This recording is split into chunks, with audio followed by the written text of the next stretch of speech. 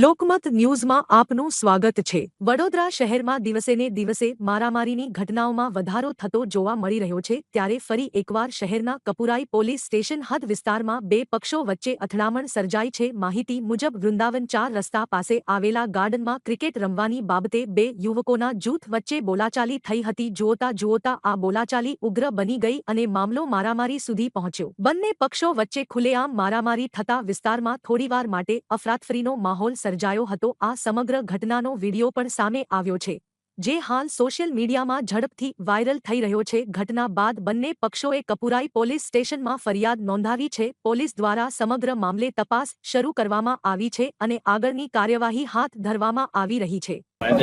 નામ પણ સરદારજી એવા કોઈ છે, મારા છોકરાને માર્યો એટલે મેં જોવા ગયો ત્યારે તો મને બી પકડી લીધો મારે। ટોળું હતું વાડિયામાં બી 10 જણા હતા અને એ લોકોના બી 15-1 માણસો હતા। આખું વાડિયાને બધા માણસો થયા જ હતા અને મને મારા છોકરાને અને પેલા બેન પડ્યા વચ્ચે એમને બધાને વ્યવસ્થિતમાં તમારા છોકરાને ક્યાં ક્યાં બાજુ મારવાનો શાનાથી મારો? હાથમાં અને છાતી પર બે અટેક મારેલા। કેટલા લોકો હતા મારવામાં?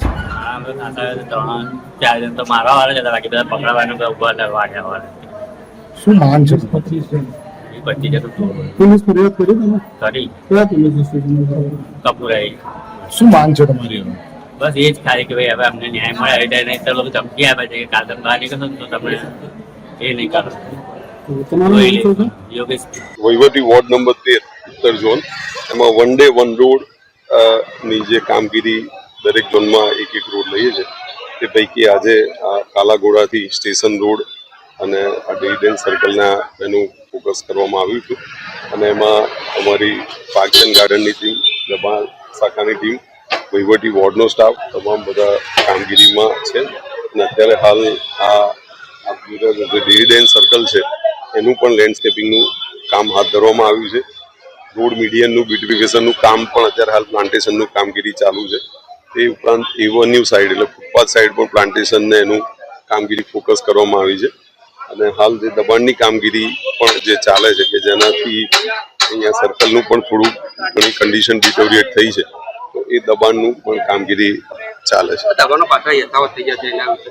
એના માટે આપણે પણ સતત બોર્ડમાંથી પણ એની રાખવામાં દક્ષતા રાખવામાં આવે છે।